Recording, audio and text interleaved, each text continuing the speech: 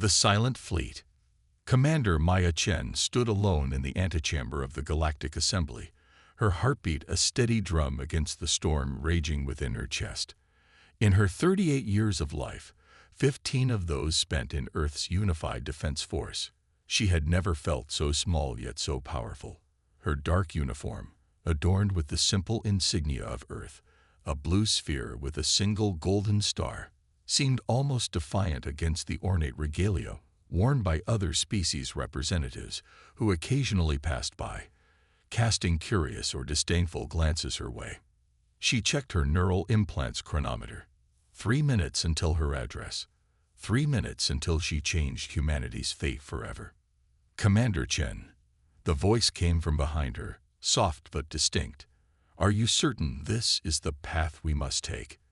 Maya turned to face Dr. Nadia Volkov, the brilliant physicist whose discoveries had brought them to this precipice.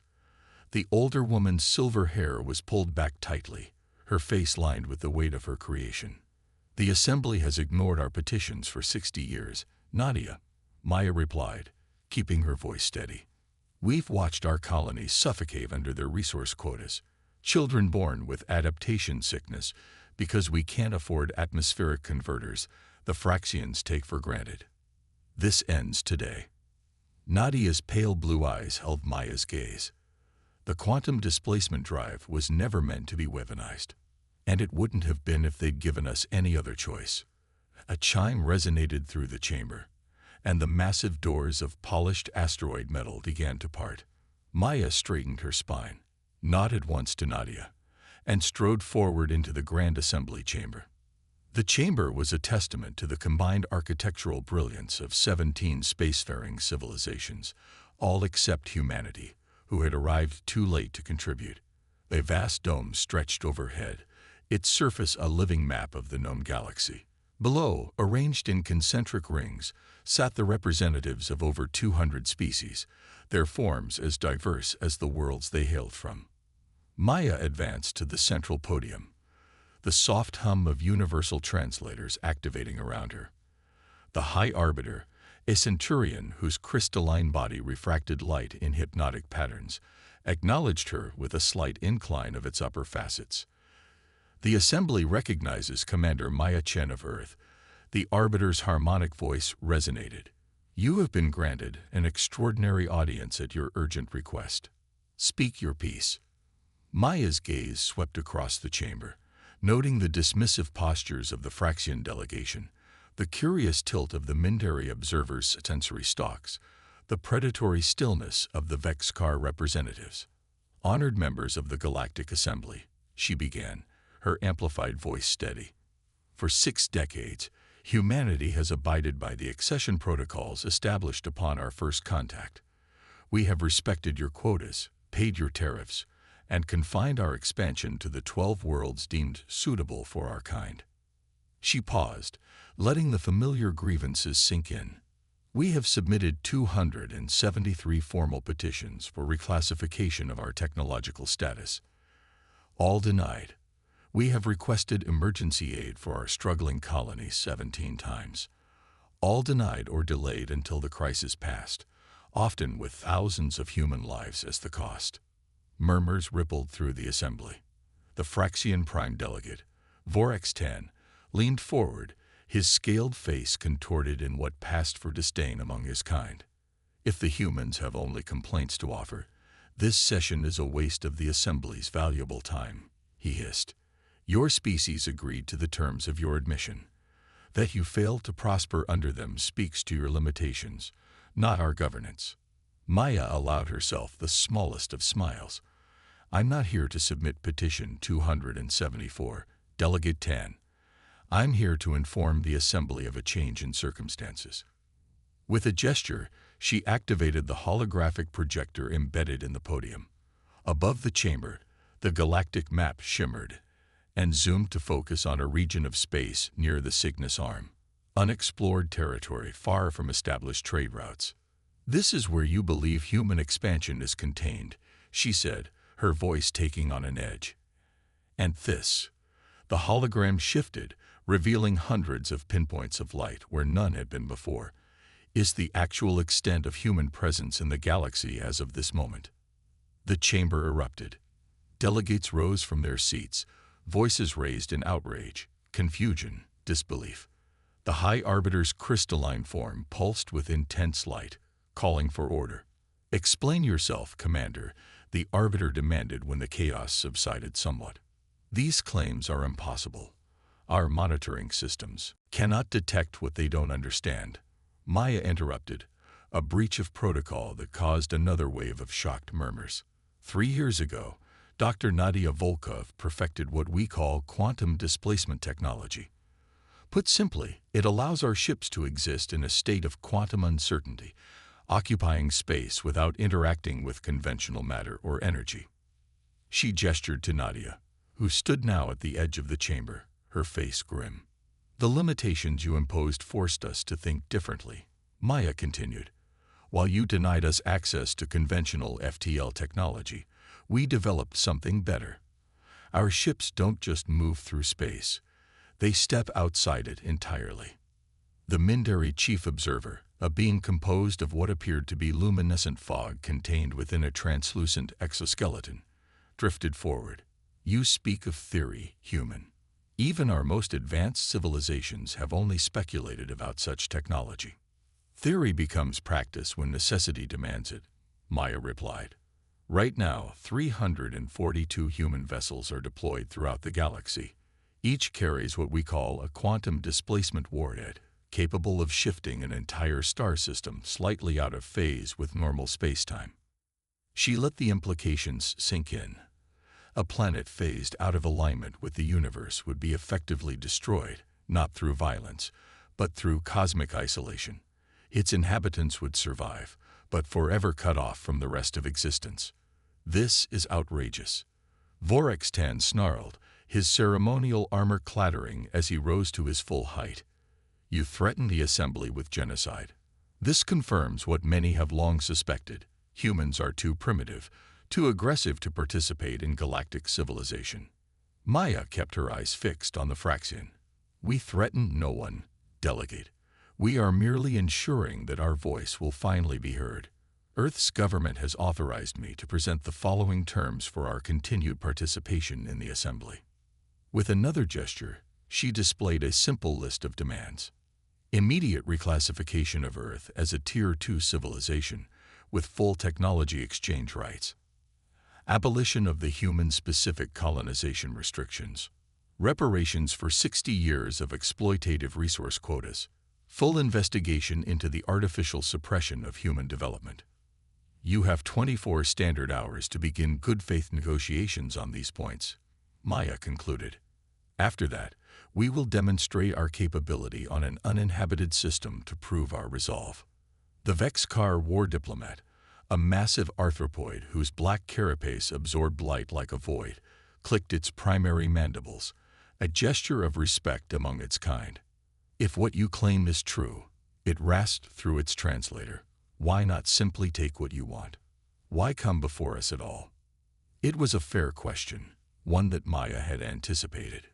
"Because despite what you think of us, we still believe in the ideal of this assembly. Different species working together for mutual benefit." Her voice softened slightly. "We don't want to stand apart. We want to stand as equals." The High Arbiter's crystalline form dimmed to a deep blue, a sign of deep consideration in its species. "These claims must be verified," it finally pronounced. "The Assembly cannot negotiate under duress based solely on your word." Maya nodded. "We anticipated your skepticism." She pressed a small device on her wrist. "Captain Rivera, you may proceed." For several seconds, nothing happened. Then, alarms began blaring throughout the chamber. The galactic map overhead flashed with warning indicators as the Assembly's security systems detected multiple massive objects where moments before there had been nothing. "Impossible," whispered a Thalasian delegate, their bioluminescent patterns pulsing with distress. "They were there all along." The hologram shifted to an external view of the assembly station. Surrounding it in perfect formation were 7 massive warships, their hulls a deep matte black that seemed to swallow light rather than reflect it. They had appeared from nowhere, or rather, they had been there all along, existing in that state of quantum uncertainty Maya had described. The Phantom Fleet, Maya said quietly. Our first generation of quantum displacement vessels. They'd been assigned to protect me during these negotiations. Fear rippled through the chamber, a tangible force that transcended species and political divisions. For the first time in its long history, the Galactic Assembly found itself truly vulnerable. Maya looked up at the ships, humanity's sword and shield, the product of desperate innovation in the face of oppression. 24 hours, she repeated. We await your response. As she stepped down from the podium, leaving the assembly in chaos behind her, Maya felt the weight of what she had done, what humanity had done. There would be no going back from this moment. For better or worse, humanity had finally claimed its place among the stars. In the diplomatic quarters assigned to the Earth delegation, Maya stood before the viewport, watching the assembly station rotate slowly against the backdrop of stars. The 7 ships of the Phantom Fleet remained in position, a silent reminder of humanity's new power. Nadia entered quietly, setting down a datapad on the conference table. The assembly subcommittees are in emergency session, she reported. Our monitoring systems are picking up massive communication traffic. Are they taking us seriously? Maya asked without turning from the view. They have little choice now, Nadia replied, moving to stand beside her. But I'm concerned about the Fraxians. Their military vessels are on the move. 17 capital ships have altered course toward their border with human space. Maya nodded slowly. As expected, they've been exploiting us the most. They have the most to lose. And if they attack our colonies before the negotiations conclude, then Captain Hernandez will give them a demonstration of quantum displacement technology they won't forget. Maya's reflection in the viewport showed no emotion, but her hands were tightly clenched behind her back. Nadia studied her former student with concern. This isn't the scientific revolution I imagined when we made the breakthrough, Maya. Few scientific revolutions are what their creators imagined, Maya replied softly. Do you regret it? The physicist was silent for a long moment. No, she finally said. Not when I remember the quarantine of New Darwin.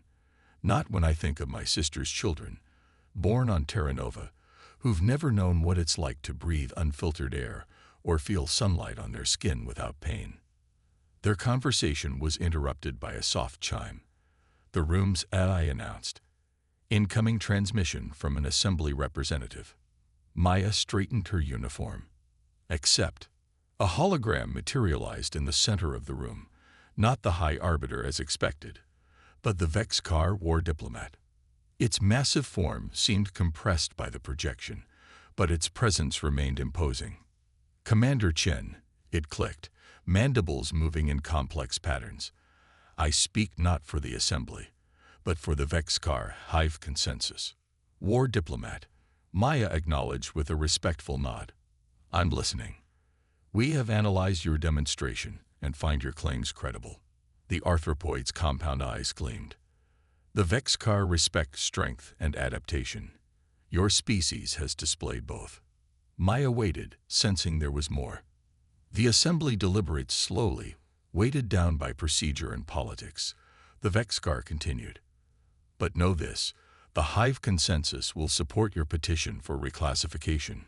In return, we seek preferential access to quantum displacement technology for non-military applications. A diplomatic overture already. Maya had expected the first move to come from the Mindari, not the notoriously isolationist Vex-Car. Your support is noted and appreciated, she replied carefully.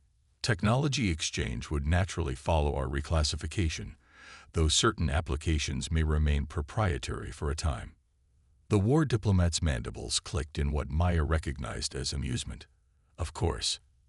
As is your right, we merely wish to establish positioning. Its form shifted slightly. Be wary, Commander. The Fraxians will not relinquish their advantages easily. They have held 3 species in effective vassalage through similar tactics. With that cryptic warning, the transmission ended. Nadia looked troubled. Alliance building already. That was fast. The assembly isn't the monolith it pretends to be, Maya said, turning back to the viewport. It's factions and politics and self-interest, just like any human institution. We've simply changed the balance of power. Outside, one of the phantom ships adjusted its position slightly, its quantum field rippling like heat haze against the vacuum of space. And if they call our bluff? Nadia asked quietly. Maya's expression hardened. It's not a bluff, Nadia. You know that better than anyone. The physicist closed her eyes briefly. The simulation showed a 12% chance of cascade failure if the displacement field is actually activated at planetary scale, a 1 in 8 chance of tearing a hole in spacetime that could expand exponentially. Those are better odds than humanity has been playing with for the last 60 years, Maya replied, her voice barely above a whisper. Sometimes you have to risk everything to change anything. As night cycle began on the station, and the lights dimmed automatically, the two women stood in silence, watching humanity's silent fleet guard their fragile hope for a better future, a future they were prepared to burn the galaxy to claim. The reckoning. The assembly's high chamber had transformed overnight. Where once ceremonial order had reigned, now hastily established command stations hummed with activity. The elegant architecture designed for deliberation now served as a war room, with holographic displays showing the positions of fleet movements throughout nearby sectors. Maya surveyed the scene with carefully controlled satisfaction as she entered. The fear was palpable, not panic, but the kind of deep existential dread that came from having one's fundamental assumptions shattered. These beings had never truly seen humanity as equals. Now they were forced to see humans as something far more dangerous, innovators who played by different rules. High arbiter crystallos floated at the center of the chamber, its facets glowing a deep amber. Surrounding it were the representatives of the assembly's most powerful factions, the militant Fraxians, the enigmatic Mindari, the hive-minded Vexcar, and the ancient Thalassians whose empire had spanned the galaxy when humans were still perfecting agriculture. Commander Chen, the arbiter, acknowledged, its harmonics notably less melodious than the day before. Your demonstration has been most convincing. Maya clasped her hands behind her back. I trust the assembly has had sufficient time to consider Earth's proposals. Consider, yes. The crystalline being's light pulsed erratically. Comprehend the full implications. That requires more time. Vorex 10, the Fraxian delegate, hissed audibly. His scaled hide had darkened overnight, a physiological sign of stress in his species. Let us dispense with diplomatic niceties, he snarled. You've positioned weapons of mass destruction throughout the galaxy and threatened to use them unless your demands are met. In any civilized society, this would be condemned as terrorism. Maya met his reptilian gaze without flinching. And how would you classify 60 years of systemic oppression, Delegate 10? The forced resource quotas that have starved our colonies. The protection fees your corporations charge our merchants to use trade routes that should be open to all. Before the Fraction could respond, a new figure glided forward. Zalzer, the Mindari chief observer, its luminous form rippling with complex thought patterns. Perhaps we might all benefit from a more comprehensive understanding, the being suggested, its voice like wind through crystal chimes. Commander Chen, your technology is remarkable, but we must know its true capabilities and limitations before meaningful negotiation can proceed. Maya had expected this. The Mindari were information gatherers above all else. Their neutrality in galactic politics was maintained through knowledge, not firepower. A reasonable request, she conceded. Dr. Volkov can provide the technical briefing you require. Nadia stepped forward, activating a holographic display from her datapad. Above the chamber appeared a complex three-dimensional model of quantum fields intersecting with normal spacetime. Quantum displacement technology operates on a principle we call phase variance, she began, her scientific demeanor taking over. Conventional matter exists at a specific quantum resonance frequency. By shifting that frequency by a precise factor, We can move objects, or entire regions of space, slightly out of alignment with the rest of the universe. The model demonstrated, showing a simulated planet shifting into a bluish, semi-transparent state. In this phase-shifted condition, matter cannot interact with normal spacetime. Light passes through it. Gravity affects it differently.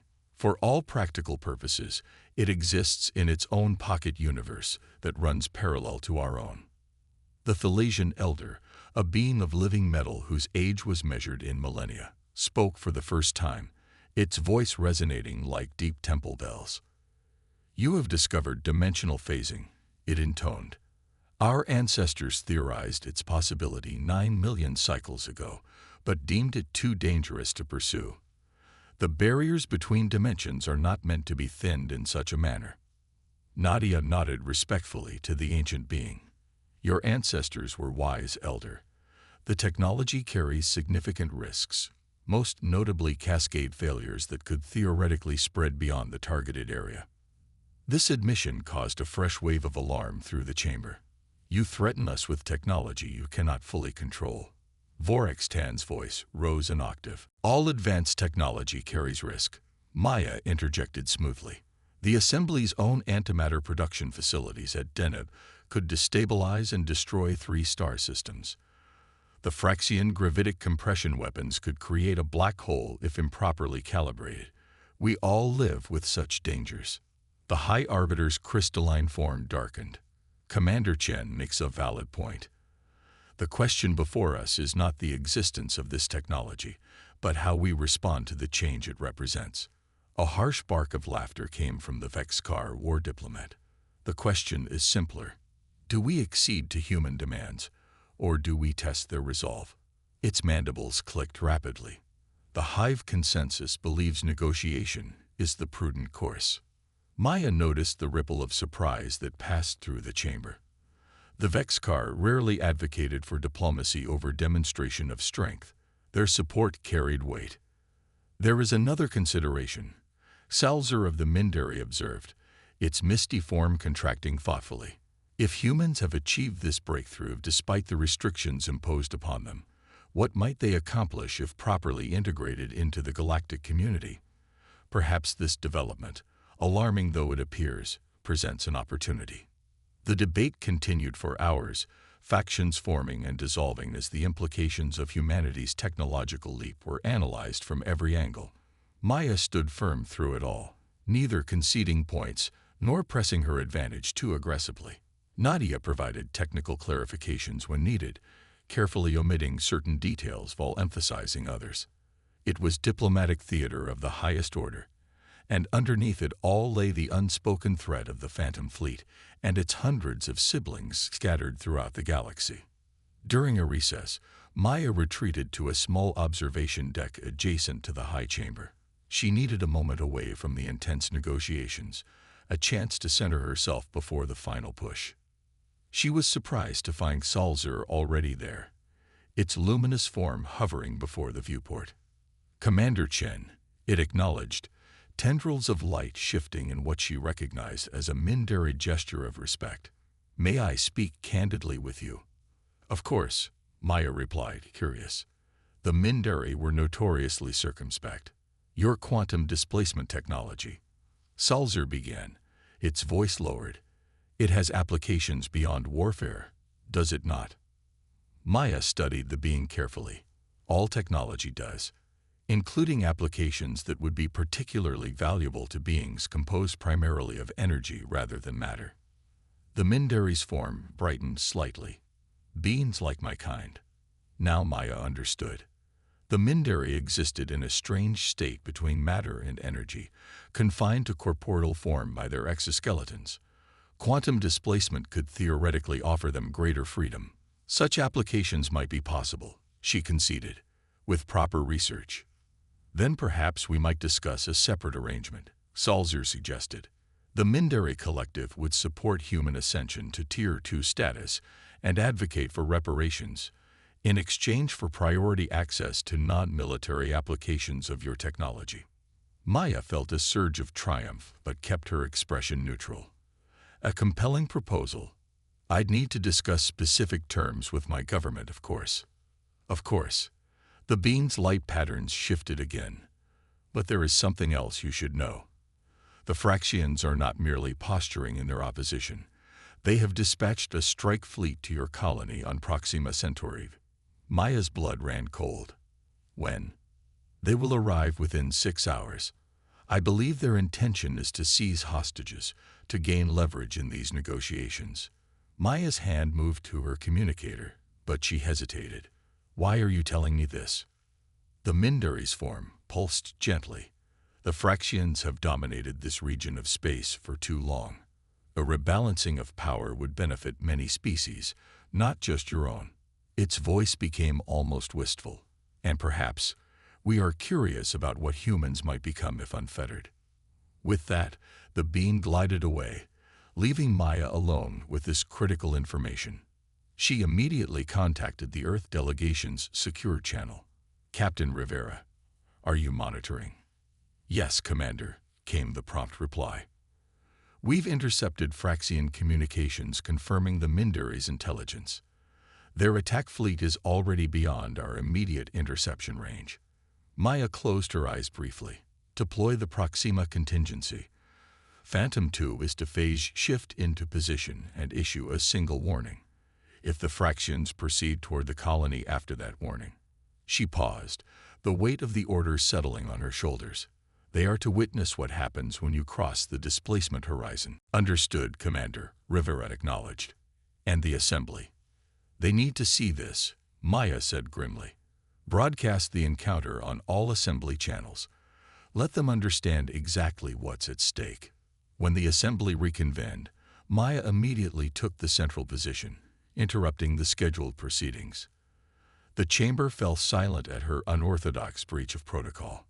Honored delegates, she announced, her voice ringing through the vast space. I regret to inform you that a Fraxian battle group is currently en route to the human colony at Proxima Centauri with hostile intent. All eyes turned to Vorax 10, who rose to his full height, crowned spines flaring defensively. This is preposterous, he declared. The Fraxian Dominion would never. Spare us your denials. Maya cut him off. Phantom 2 is already in position. What happens next depends entirely on whether those ships alter course. With a gesture, she activated the main holographic display. It showed the Proxima Centauri system, with the human colony world highlighted in blue. 7 Fraxian warships were visible, their trajectory clearly aimed at the planet. I am making this confrontation public to the entire assembly, so there can be no misunderstanding of what follows. Maya continued. Captain Rivera, you may proceed with the warning. The chamber watched in tense silence as a transmission was directed toward the Fraxian fleet. The response was immediate and belligerent. The Fraxian commander, resplendent in battle regalia, dismissed the warning with contempt. Your phantom ships are a fabrication, he snarled. A diplomatic ploy. The Dominion will not be deterred from exercising its right to protect its interests. His transmission cut off abruptly as a shimmer appeared in space near his fleet, a distortion that resolved into the massive form of Phantom 2, one of humanity's quantum displacement vessels, decloaking directly in the Fraxian's path. A collective gasp went through the assembly chamber. The ship was real, undeniably present, and far larger than the vessels Maya had positioned around the assembly station. Final warning, came Captain Rivera's voice over the channel. Alter course immediately, or face phase displacement. The Fraxian fleet's response was to power up weapons systems, a fatal mistake. Maya closed her eyes briefly. Captain, you are authorized to proceed.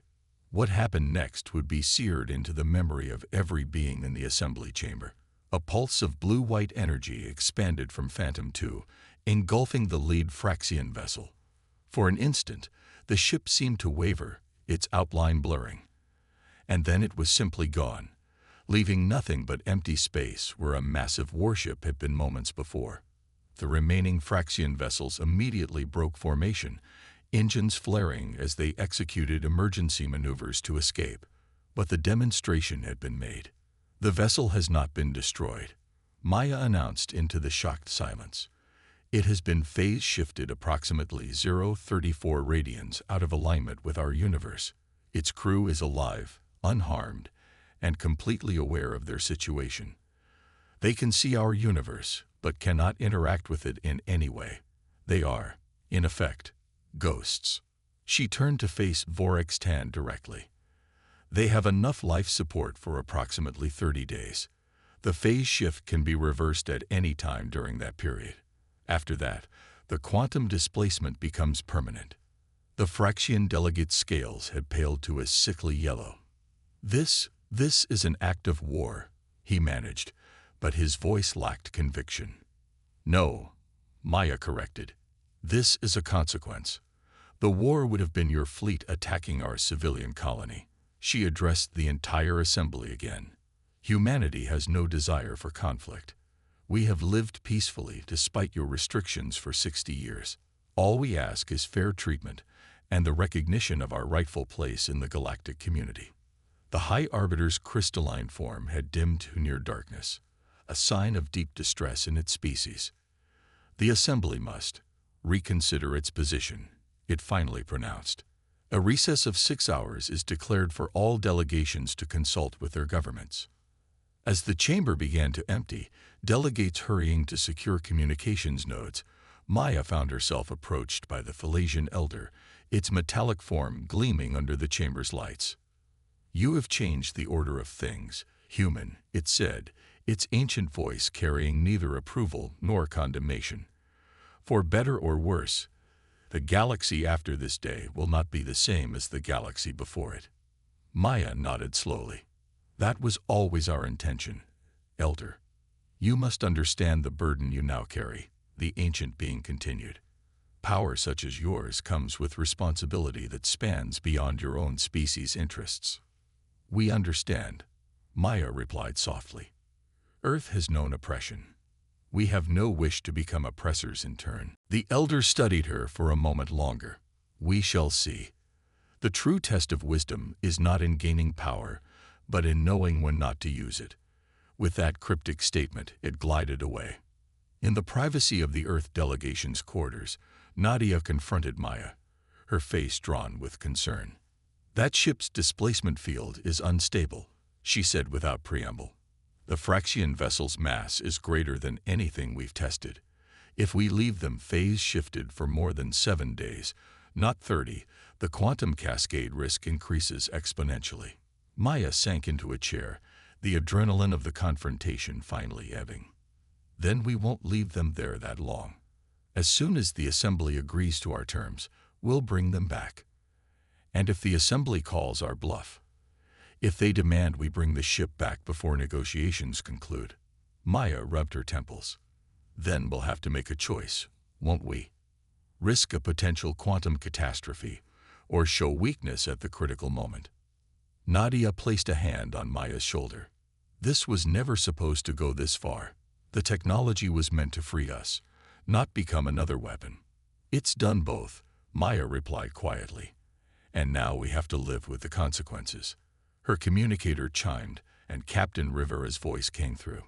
"Commander, you need to see this.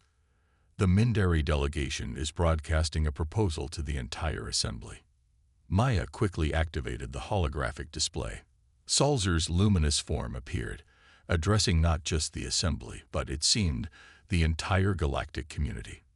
"The events of today mark a turning point," the Mindari was saying. "Not a crisis, but an opportunity. Humanity has demonstrated both remarkable innovation and remarkable restraint. They could have used their technology for conquest, yet they chose to use it for recognition." The being's form expanded, becoming brighter.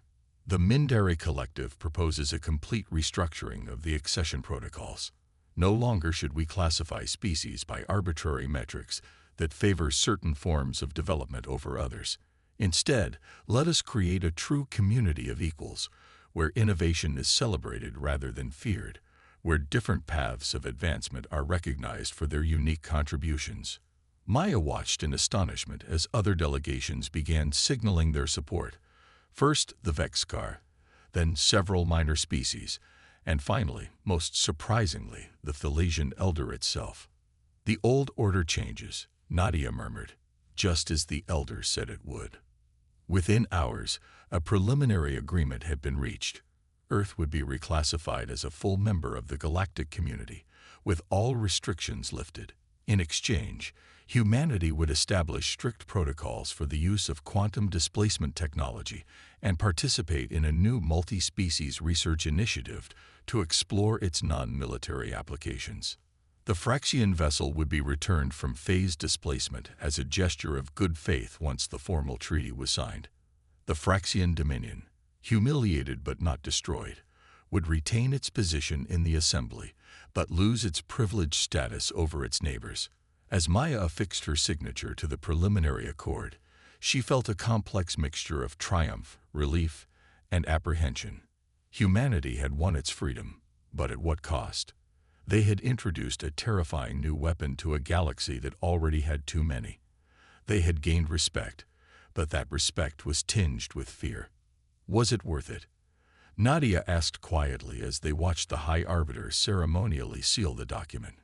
Maya thought of the struggling colonies that would now receive the resources they desperately needed, of children who would grow up breathing clean air under open skies, of human scientists who could finally work alongside the greatest minds of other species instead of being excluded from their discoveries. Yes, she said finally, it was worth it. But our work is just beginning. Outside the viewport, Phantom Fleet vessels shimmered as they shifted back into phase displacement, becoming invisible once more, not gone, just watching from that quantum borderland between existence and possibility. A reminder to the galaxy that humanity had found its own path to the stars and would never again allow itself to be diminished. In the vast tapestry of interstellar civilization, a new thread had been woven, brilliant and strong and impossible to ignore. Humanity had arrived, truly arrived, at last. And the galaxy would never be the same again.